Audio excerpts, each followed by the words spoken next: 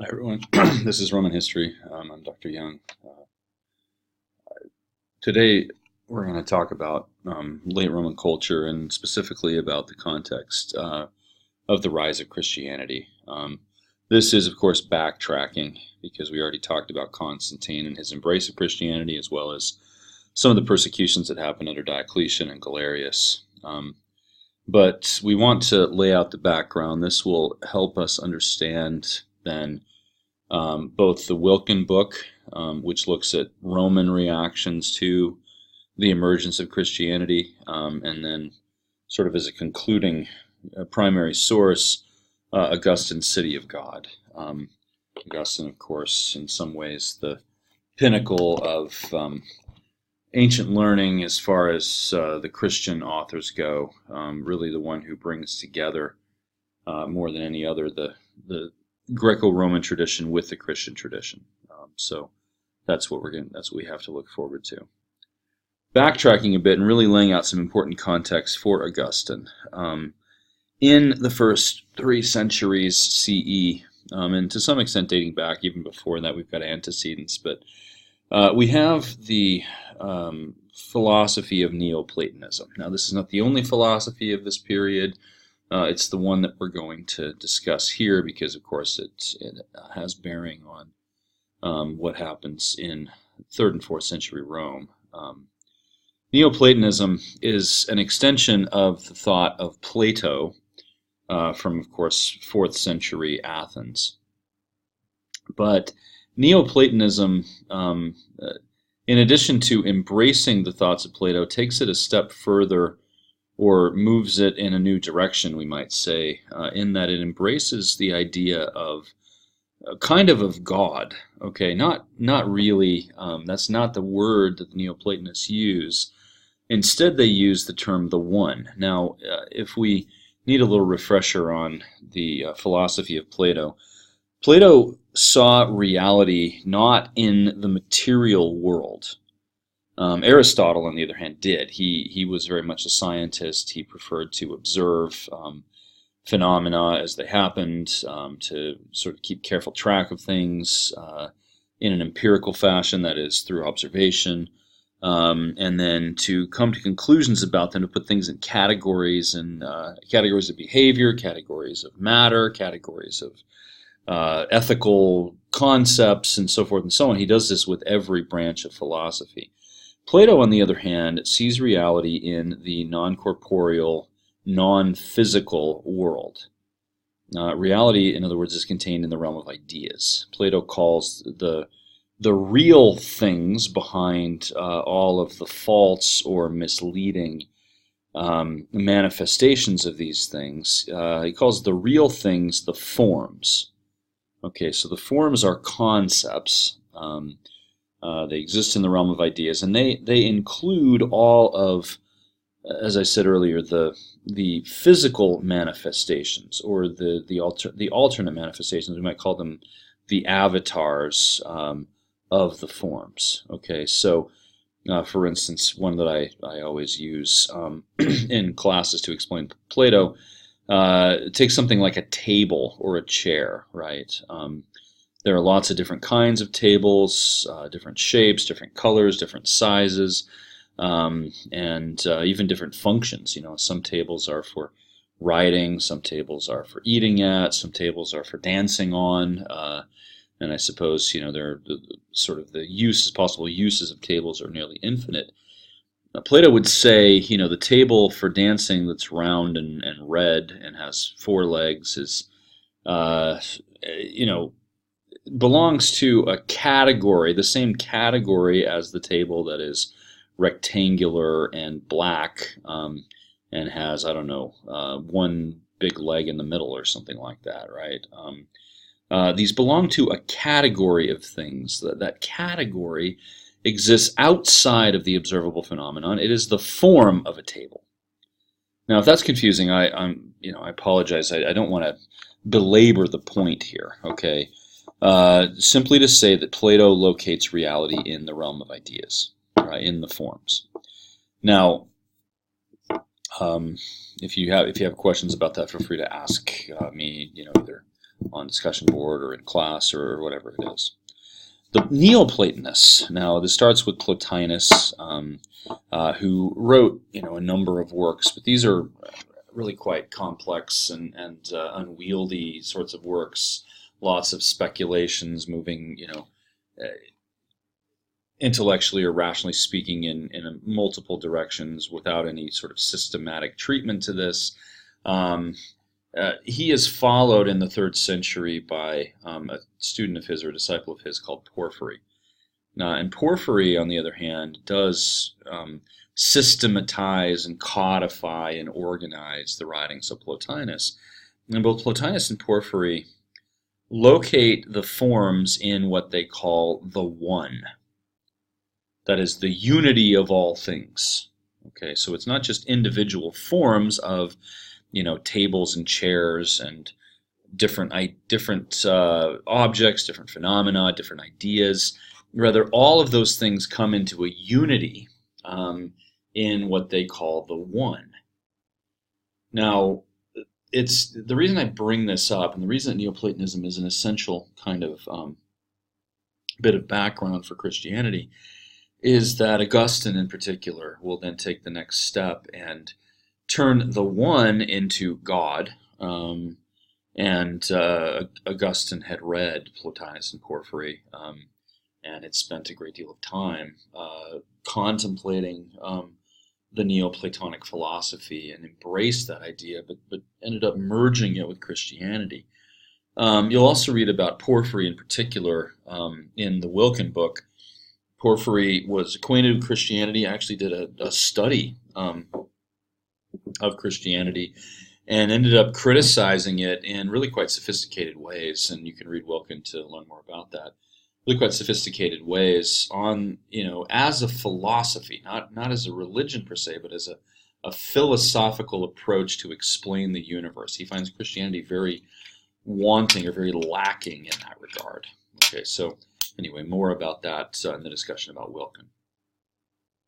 Now, another bit of background that we need here is the context of the mystery religions. And we've already encountered these in this class, especially in the work of Apuleius, who was an adherent of the cult of Isis, of course, and the character Apuleius in the Golden Ass ends up being saved by Isis. Isis becomes this kind of all-encompassing deity who collapses all of the previous gods, the polytheistic pantheons of the Greco-Roman world into one being. And that's a really good example, and maybe the most popular of all examples. The images on this slide, for instance, this is one of the most common depictions of Isis. This is an instrument that is associated with her. She also usually has a jug, kind of a living water sort of thing, right? Portrayed as a matron, because she was a wife and mother. Now, Isis. Well, let me back up here. Okay, so Isis is an example of mystery religion. This picture here is from the ruins of the Temple of Isis on the island of Delos in the Aegean Sea, and there were temples to Isis scattered all over. There was one in Pompeii, for instance, which we've read about.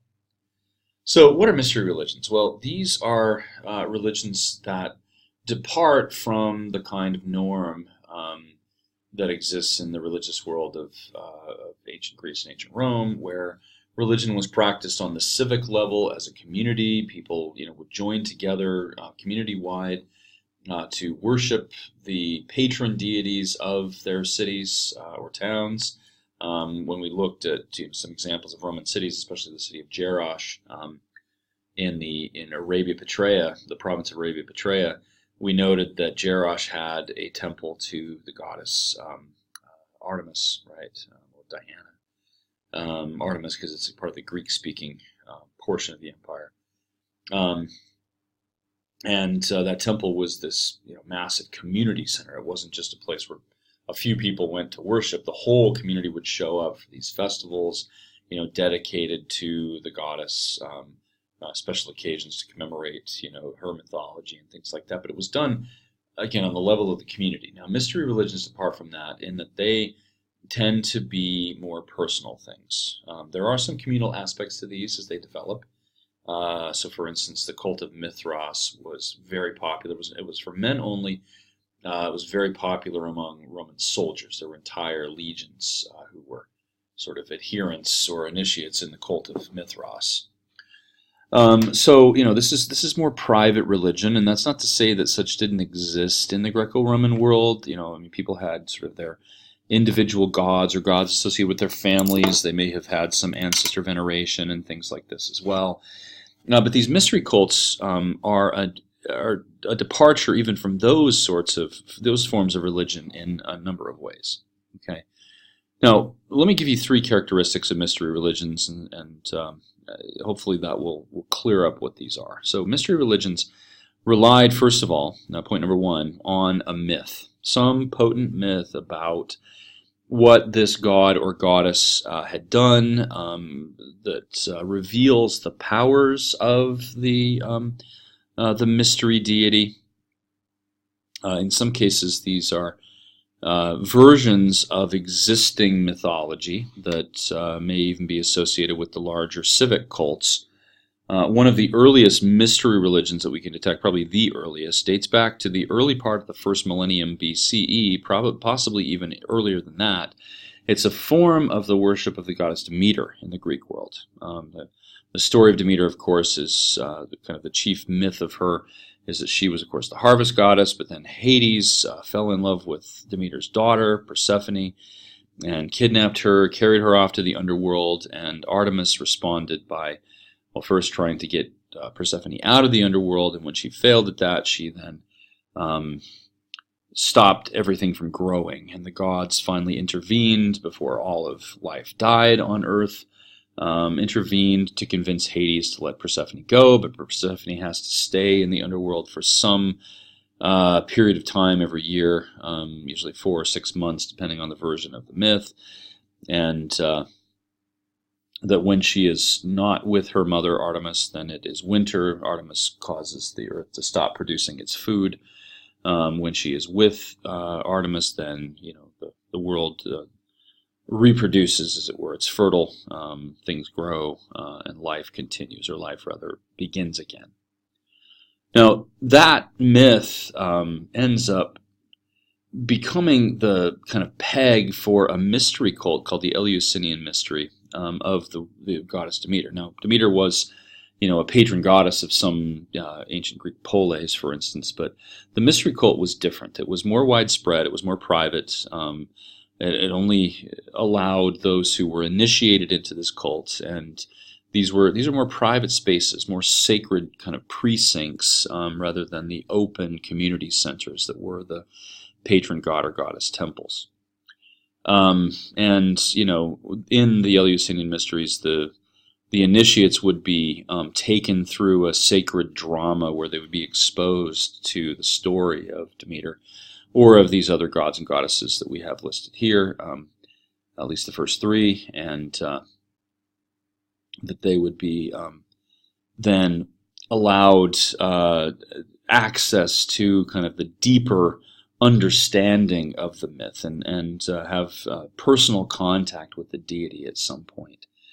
Usually these sacred dramas involve the person then taking on the role as one of the characters in the sacred myth, or acting out their own part of the sacred myth, and coming into the very presence of the deity. Okay. Now that's actually the second part of it.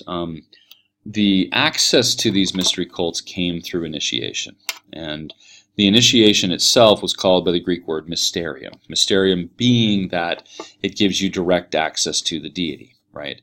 In Latin, this word becomes sacramentum. If you consider the word sacrament, of course, which is used in Christianity, it is a process, a ritual that brings one into contact with the deity in some way, or exposes the initiate to the power of the deity. Eventually, the chief mystery or sacrament in Christianity is going to be the sacred meal, which is actually a feature of several other mystery religions, where they eat the body and blood of Christ, right? They consume the God himself, and thus ingest and come into intimate contact with the God, right? So a few examples of this. Isis is a prominent one, and Isis's narrative, of course.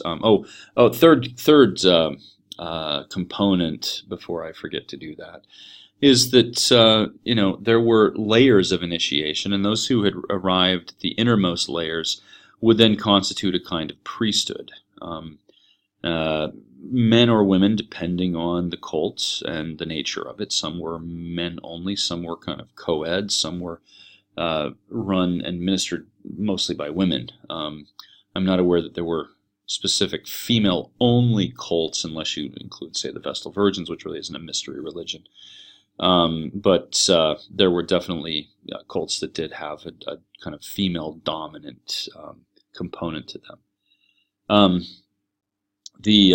The myth of Isis, of course, is that she resurrected her husband, her husband Osiris, who had been killed by his brother Seth and cut up into little pieces, and she assembled them again and introduces him into the underworld, where Osiris reigns as the king of the underworld. And she's also the life giver, and that she's associated with the Nile, right? So these are the myths.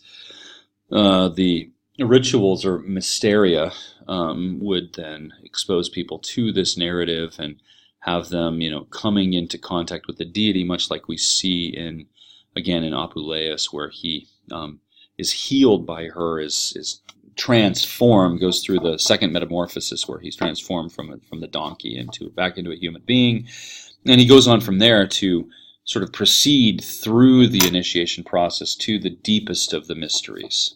So often there were several of these mysteria or multiple layers and Apuleius eventually becomes one of the priests, right, administering these rites to others. A couple other cults, mystery religions that became popular first in the Hellenistic period and then especially in the Roman period, in the Roman Empire, were the cult of Cybele, who was an earth goddess from the Greek tradition, and she's sort of co-opted by the Romans. Also the cult of Mithras, who had been a Persian deity. Both Mithras and Cybele, their rites involved animal sacrifice, especially in the cult of Mithras, the sacrifice of a bull and the bathing of the initiates in the blood of the bull, right? The myth involved, animal imagery and things like this. Now, there's another version or another religion here. Religious form that we can't really call a mystery religion, though it does have some components to that. Becomes popular in the 3rd and 4th centuries. It's called Manichaeism. This is, it's actually kind of uncertain where this comes from. This may be influenced by Persian Zoroastrianism, in that Manichaeism is a binary religion, that is, it believes in two gods, a good god and an evil god. The good god is not associated with the physical world, the bad god, and we see this to some extent actually in Neoplatonism even. There's this concept of the demiurge, okay? It's also in Christian Gnosticism, but it makes its way into, may have come there via Manichaeism. This concept of the demiurge, who is this evil deity trying to bind human beings to this physical existence where they will encounter only decay and chaos and suffering and things like this. Sounds almost like some of the thoughts of the Buddha, who, of course, precedes this by almost a millennium, and I don't think there's any influence there. But Manichaeism is a dualistic religion, and it also involves myths, called Manichaeism because it's attributed to a priest named Mani, who lived in the Roman imperial period, and the religion spread to the West. Augustine flirted with it for a while before rejecting it to become an Orthodox or Catholic Christian. Okay, now I realize that was a very truncated, kind of bare bones exposure to some of these concepts, which are really quite complex. If you have questions, again, please let me know. And sorry for the yawn. It's actually very late where I'm filming here. Anyway, if you have questions about that, please feel free to ask them. Now, Christianity has a number of pieces of background here, context, that we should know something about. One of these is the Jewish background. The province of Judea, in particular, was a really kind of fraught politically perilous realm, partly because for about a century or so in the second into the late second, early first century CE, Judea, or the kingdom of Judah, manages to break away from the Seleucid Empire and become independent under the reign of this dynasty called the Hasmonean dynasty. But the Hasmonean dynasty largely ran its course. It was very weak, and there was just a ton of family drama within the royal family. Things like assassinations and fratricide and things like this going on. So that when Pompey the Great intervenes in Syria in the 60s BCE, he sort of annexes Judea and annexes the Hasmonean kingdom and turns it into a satellite province of Rome, though it is still ruled by native rulers. But the native authorities, the Jewish authorities there who were most friendly to the Romans, were the ones who were favored. This is how Herod the Great, who ruled from around 41 BCE to 4 BCE when he died, Herod was an ally of, first Marcus Antonius, and then after Antony was defeated at the Battle of Actium by Octavian, Herod offered his services to Octavian, who rewarded him by acknowledging his right to be king, so to speak. Right? It's actually more complicated than that. But now Herod, it's interesting. He was not from an old Jewish family. His family was Idumean, a group from just south of Judea, down into the Arabian Peninsula a little bit, who had been forcibly converted during the Hasmonean period by the Jews, really kind of by the sword.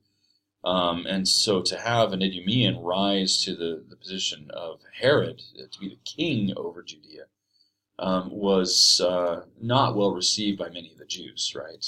They saw him as a sellout. He'd been a tax collector, a publican for the Romans, later kind of a Roman officer, right? And a shill for Antony. But Herod had a great deal of power, and he ruled the kingdom pretty effectively, working together with the Roman authorities, the Roman armies, and things like this. He built a massive seaside palace and town and named it Caesarea after Augustus Caesar to sort of curry favor with the emperor there.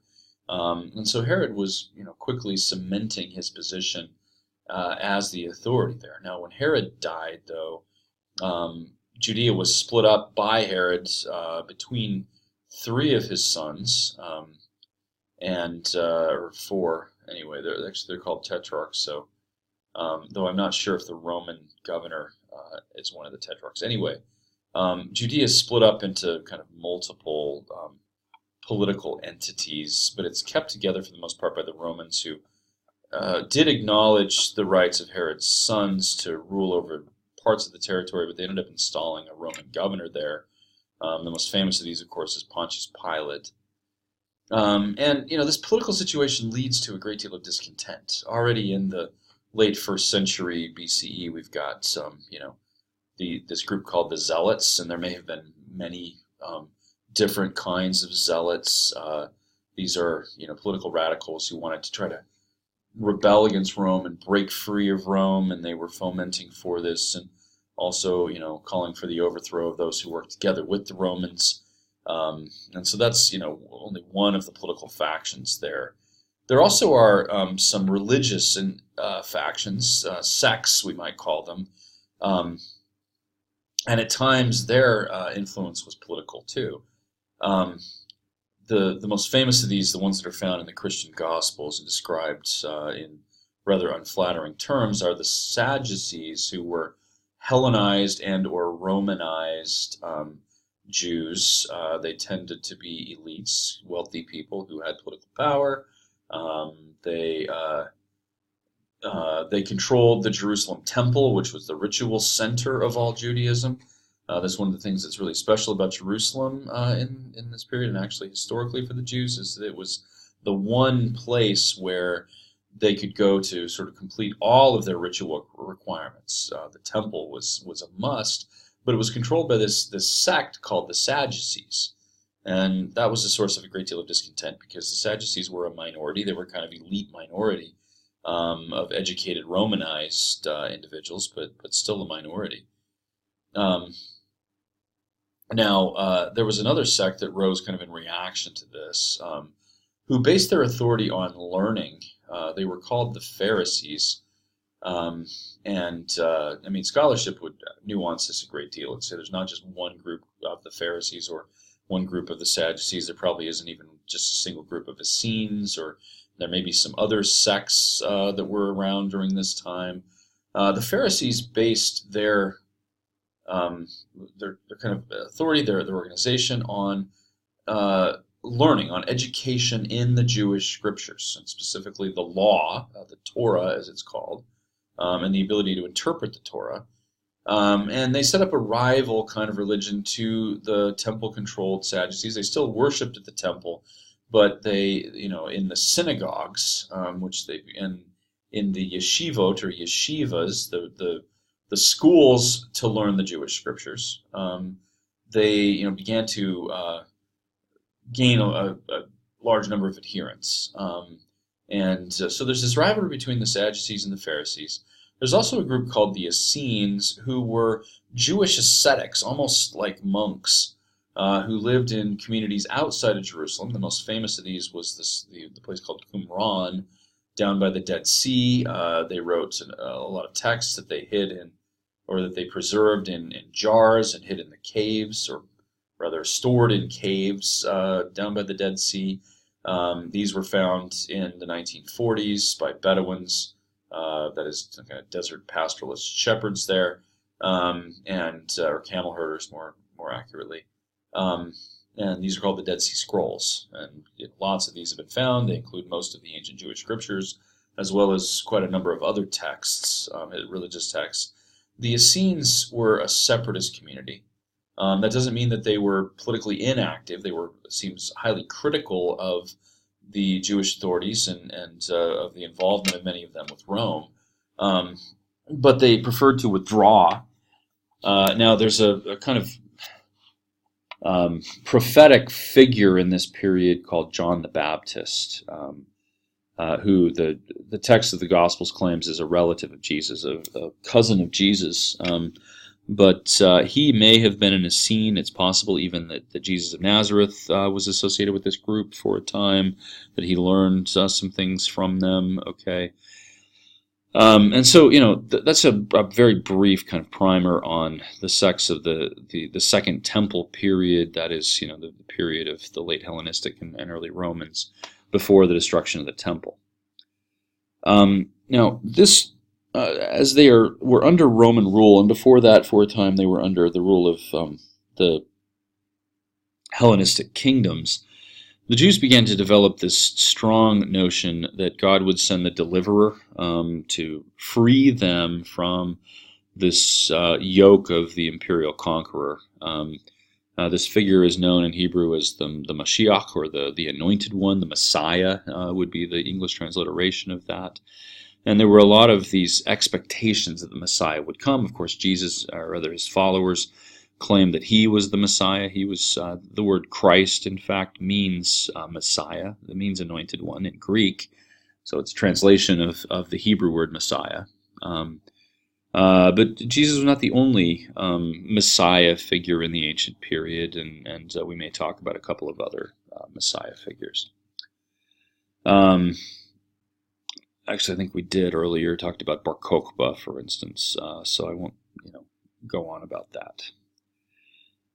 Jesus of Nazareth was born, sometime, of course, around the transition from the before Common Era to the Common Era, because these are really the same thing as BC, or before Christ, and AD, Anno Domini, the year of the Lord, or after the birth of Jesus, in other words. The historical Jesus, though, is really an enigma, and one of the most debated figures in all of history, certainly one of the most influential figures in all of history. The sources for the life of Jesus were produced sometime in probably the second half of the first century. Maybe the Gospel of John was early second century, and it was not hailed by all Christian communities as authoritative, at least not until about the end of the 3rd century or so. It was by some, but not all. These sources called the Gospels, and by the way, there are 4 Gospels attributed to ancient disciples of Jesus named Matthew, Mark, Luke, and John. But these were only 4 of a large number of texts from between the 1st and maybe 4th or 5th centuries that purported to be the authentic account of the life of Jesus. Even the canonical Gospels differ in some pretty stark details, not just in their approach to the narrative. Matthew, Mark, and Luke are very much driven by the narrative, especially Matthew and Luke, which give accounts of a miraculous birth of Jesus, where angels appear to shepherds, and where an angel appears to his mother Mary and proclaims that God Himself has caused her to become pregnant, right? That this child is actually the Son of God, literally, or something like that. It's of course interpreted in different ways by different Christians ultimately. So these sources, don't all necessarily agree. They tell different parts of the narrative in different ways. They have different emphases.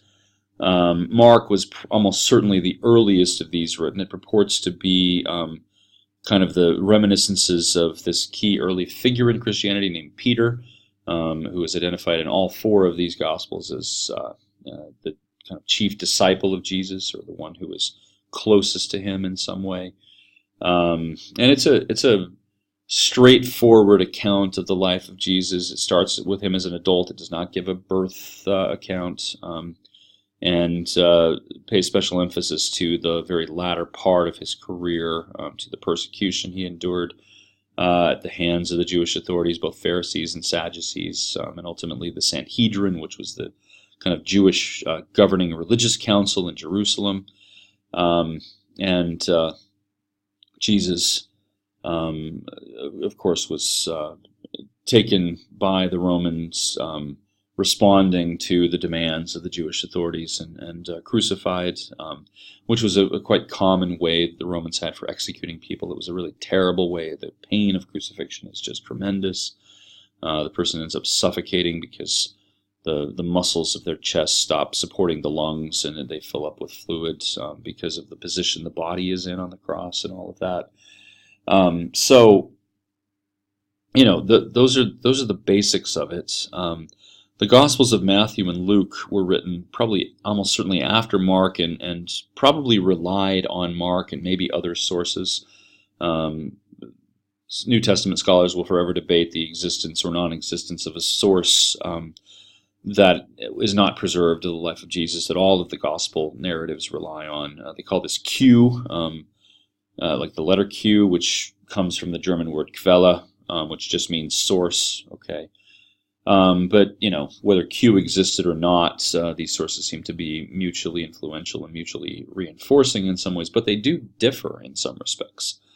Luke gives a really lengthy account, for instance, of the birth of Jesus, and the whole shepherd story and all of that that we like to watch Linus on the Charlie Brown Christmas recite. Okay, that's in the Gospel of Luke. Matthew, the Gospel of Matthew, on the other hand, is very Jewish. It talks about how Jesus is the fulfillment of the Jewish scriptures, the Hebrew Bible, and quotes the Hebrew Bible at length to demonstrate how he has fulfilled those things. The Gospel of John is the most enigmatic in some ways. It's anecdotal rather than narrative. There are stories, but they aren't told in any specific chronological order, although it does end with the accounts of Jesus' death and resurrection, like the others do. And it was most likely composed somewhat later. It's the only one. Well, no, I shouldn't say that. Matthew. There are lists of the names of the kind of key disciples. There are 12 of them, and they're called either disciples or apostles. The word apostle means messengers. Translated into Latin becomes missionarius, or missionary. But the ones who are sent out to proclaim the message of Jesus, right? And both Matthew and John are identified as the apostles, but John is the only gospel that gives a really kind of first-hand account. John puts himself, if he is in fact the author, and there's absolutely no proof of that, right? But anyway, the one to whom the gospel is attributed ends up being a major character and gives some personal perspectives there. So that's unique in the Gospel of John. And we could spend hours and days talking about the differences between the Gospels and the whole debates over authorships and things like this. Suffice it to say that, and we haven't even covered the other accounts of the life of Jesus. Okay, suffice it to say the source material is complicated. And there seems to have even been some debate among early Christians about who Jesus was and what he represented. And there's a bit of tension and incongruity between the different aspects of Jesus. For one, Jesus is a great ethical teacher. He is a rabbi, possibly from one of the Pharisaic schools, or at least one of the early rabbis, one of the famous rabbis of this period. There's mention in the book of Acts, which is supposedly written by the same author as wrote the Gospel of Luke, that identifies a famous rabbi from this late Second Temple period known as Rabbi Gamaliel, who may have some association with Jesus and or with Paul of Tarsus, one of the key figures in the spread of Christianity. But Jesus is a radical rabbi. He gives interpretations of the law that go beyond kind of the norm or the letter of the law, the basics of the law, and give a more detailed, more nuanced understanding of it that go, as I said, beyond, or that get at things like thoughts rather than just acts. Okay. Now, the Gospels also contain a lot of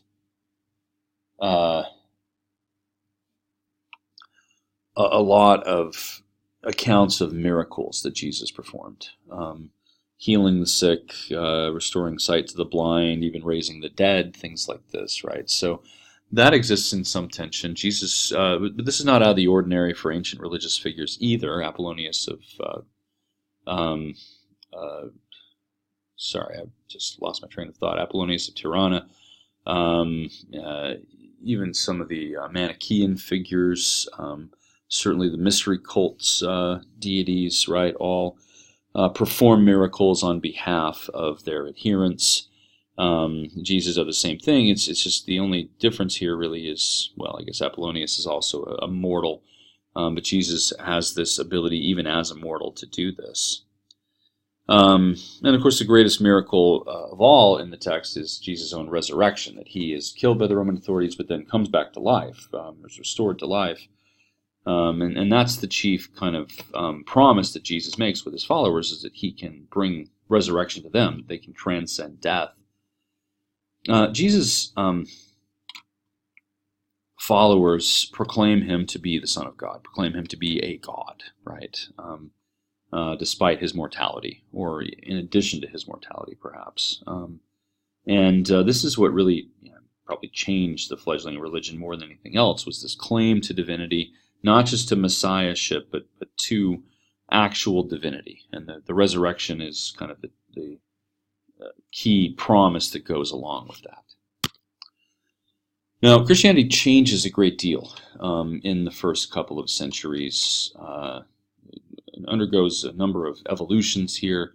Much of this has to do with its relationship with Judaism.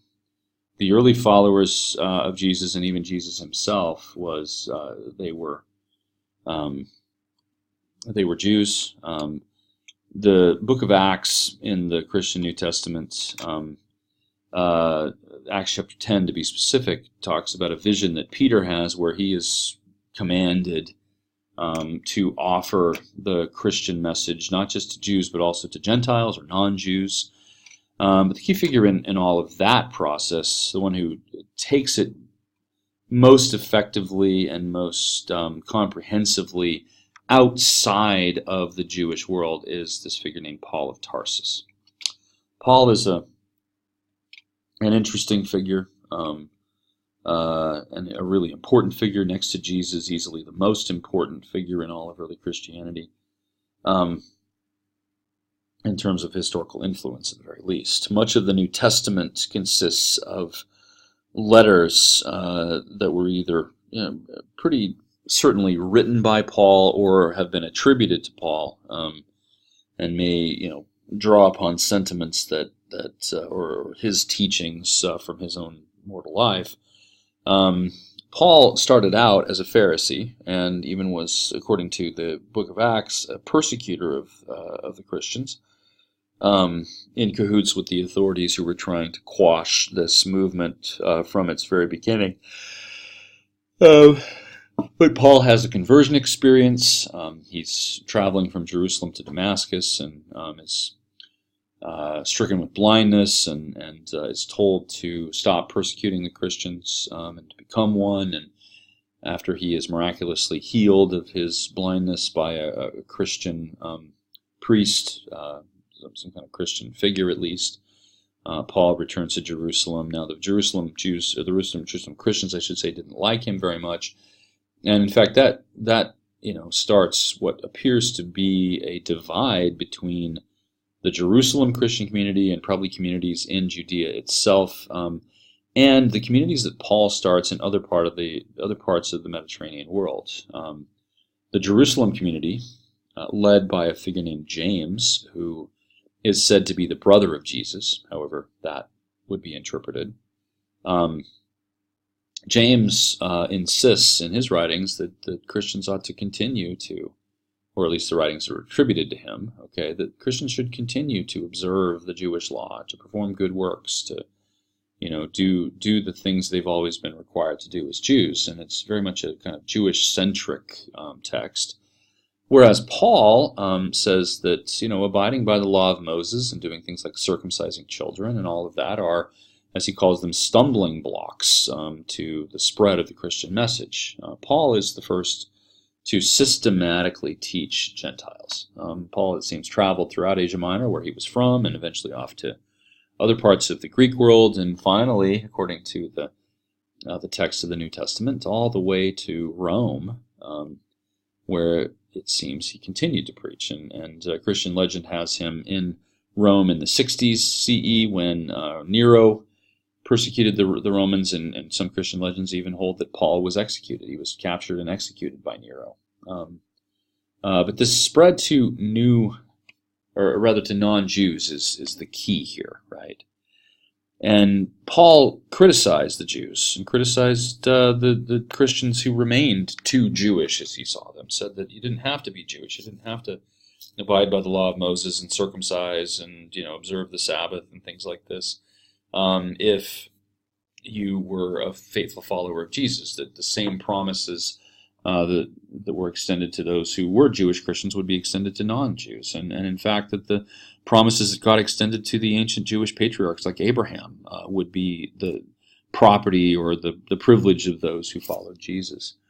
So he's a controversial figure. Now, this division between Judaism and Christianity widens with the Jewish rebellion and the destruction of the Jerusalem temple, because at that point the Sadducees disappear, or they are subsumed into other components of the Jewish people, and the Pharisaic version, based on the synagogue and not so much in the temple, is the one that wins out.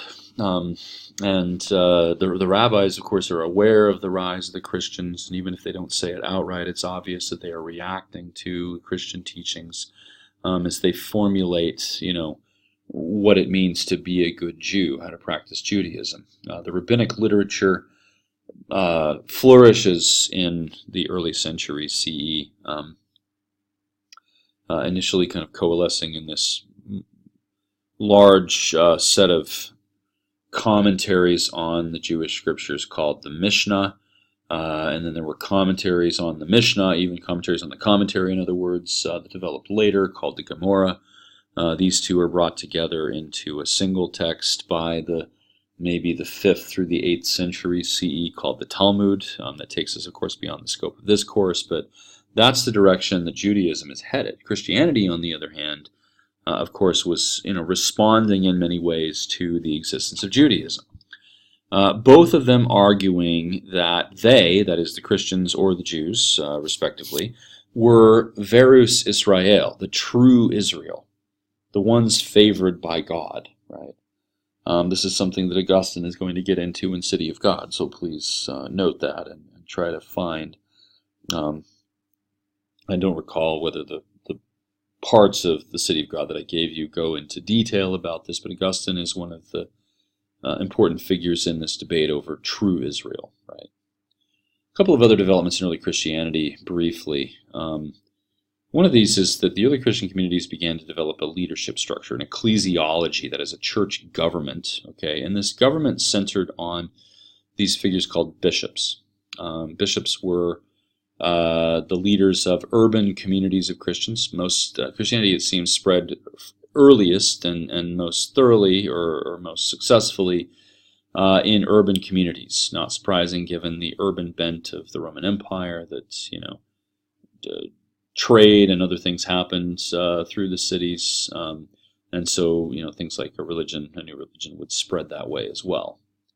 And so these urban community leaders, these bishops, were of key importance.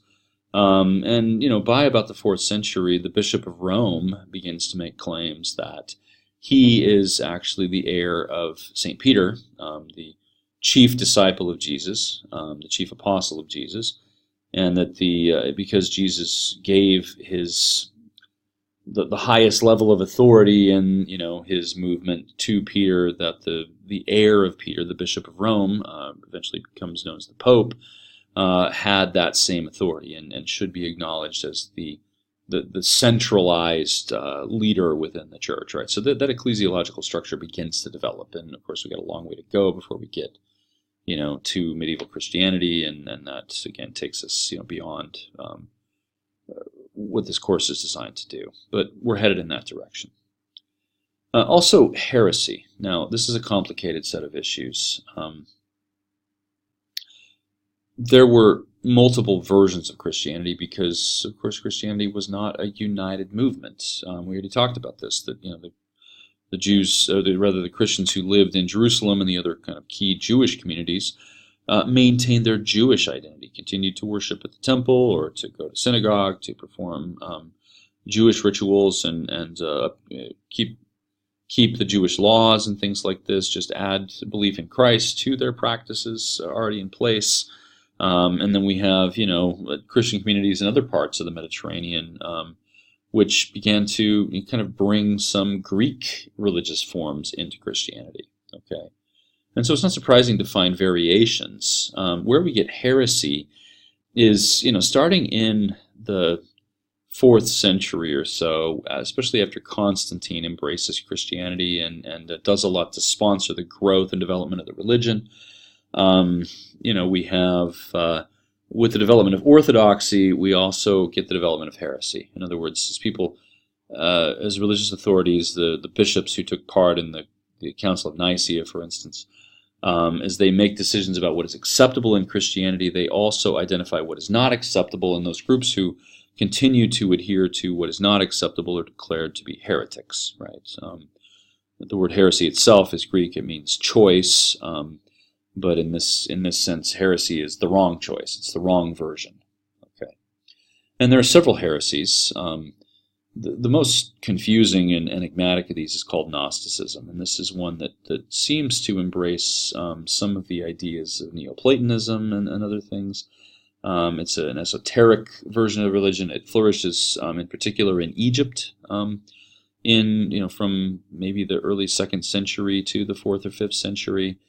The Gnostics are a group who is busy in this period composing accounts of the life of Jesus and lots of other scriptural texts that they attribute to early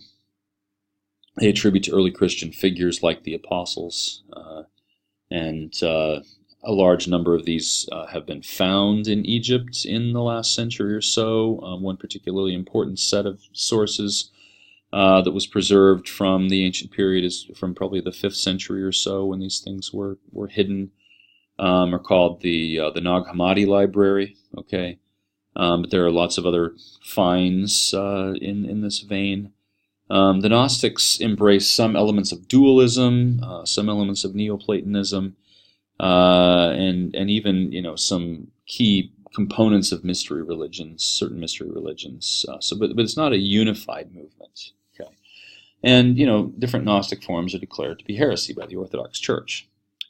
Another one is Donatism. Donatism arises out of the persecutions of Christians, especially in the 3rd century under Diocletian, earlier under Valerian, as we talked about. The Donatists insist that anyone who compromised at all during the persecutions, they gave up the Christian scriptures, they took an oath that they would worship Caesar, whatever it was, any backsliding at all or unwillingness to hold completely firm to the faith would disqualify one from being Christian, and in particular from being a priest in Christianity.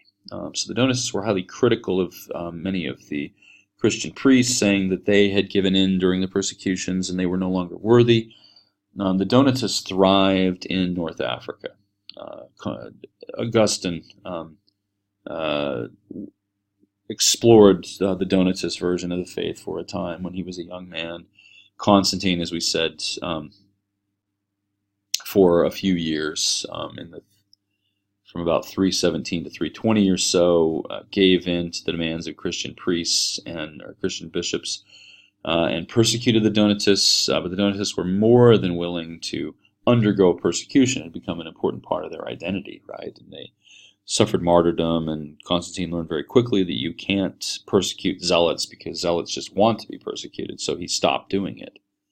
So that's another group that's around, and they're declared by the Orthodox to be, mostly because they're critical of the Orthodox bishops, to be heresy.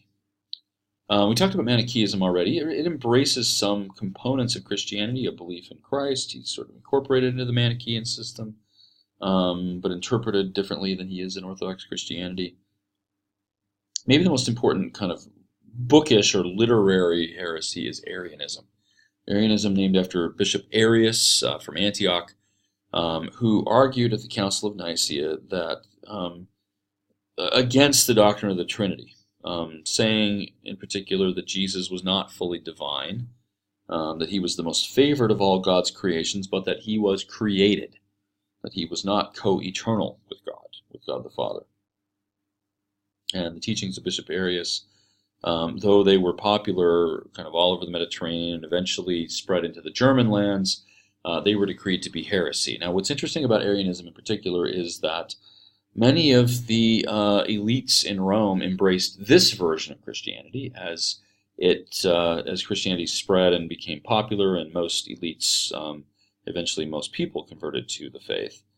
Arianism remained very popular. Constantine himself was baptized by an Arian bishop and seems to have thought more highly of the Arian version of Christianity. Later, Constantine's sons were Arian Christians. Later emperors and other key figures were Arians. And maybe most importantly, in the long term, most of the Germans who began to make their way into the empire in the 4th and 5th centuries were converted to Arian Christianity rather than the Orthodox form of it, right? So this is the one that survives the longest, has the most converts, the most adherents. It really doesn't disappear until the destruction of the Visigothic kingdom in Spain in the early 8th century. So this one's going to be around for a while. Now, last couple of points here about Christianity. The Christians were big on martyrdom and persecution. It wasn't just the Donatists. Many Christians embraced this as a key facet of their religion. Christians were taught that Jesus was going to come again very soon, and that people needed to keep the faith, so to speak, in preparation for that. And so Christians, this is one of the things that puzzled the Romans so much, Christians went off willingly to be sacrificed in horrible ways even, because of course they believed that it would all work for their salvation. Now, when the emperor embraces the religion, of course it's got to change. And this causes a kind of identity crisis, and there are a number of responses to that.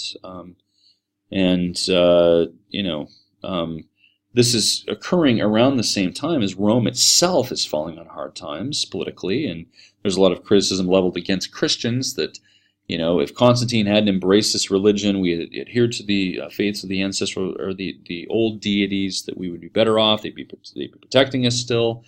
And so some of the cataclysmic events of the late 4th and early 5th century and beyond led to this kind of division within the empire between the Christians, who were quickly becoming the majority, and those who continued to adhere to the old faiths.